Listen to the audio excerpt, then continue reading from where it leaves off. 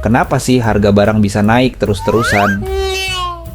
Padahal wujud barangnya dari dulu sampai sekarang, ya gitu-gitu aja. Nah, salah satunya akibat efek inflasi yang pada dasarnya dipengaruhin sama supply dan permintaan. Apaan tuh? Apaan tuh? Jadi gini, yang ijo-ijo ini adalah Pulau Republik Pisang.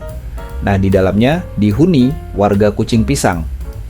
Suatu saat ada pasangan yang baru menikah. Mereka pergi ke semak-semak, menanam pisang, lalu pohon pisangnya tumbuh dan jadi deh anak yang lucu. Awalnya sih lucu, tapi lama-lama bikin kesel. Bisanya cuman makan, tidur, makan, tidur. Yang jadi masalah, kotorannya itu nyebar kemana-mana. Ibunya pusing, dia bilang ke bapak buat beli popok. Si bapak pergi ke pabrik buat beli popok. Terus dia beli popok 1 biji. Nah, aktivitas keluarga ini disebut demand atau permintaan karena mereka butuh barang berupa popok. Tapi si bapak juga beli popok cuma 1, ya mana cukup. Alhasil balik lagi dan beli lebih banyak.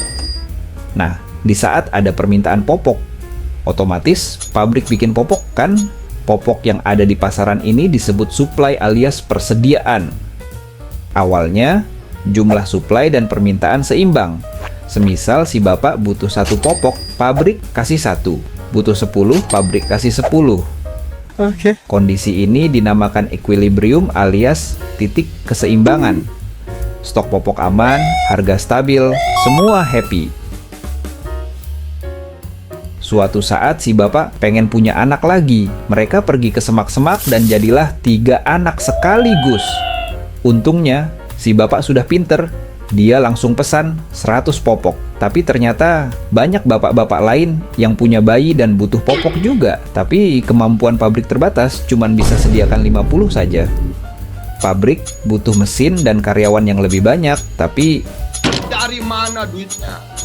permintaan naik, tapi suplai popok terbatas. Popok jadi langka, harga pun naik.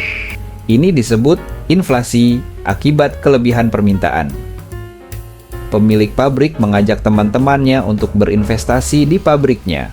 Saya akan membahas tentang dunia persahaman di video selanjutnya. Jadi jangan lupa untuk subscribe ya, biar nggak ketinggalan. Singkat cerita, mereka setuju. Pemilik dapat modal tambahan dan teman-temannya mendapatkan porsi kepemilikan berupa saham pabrik popok.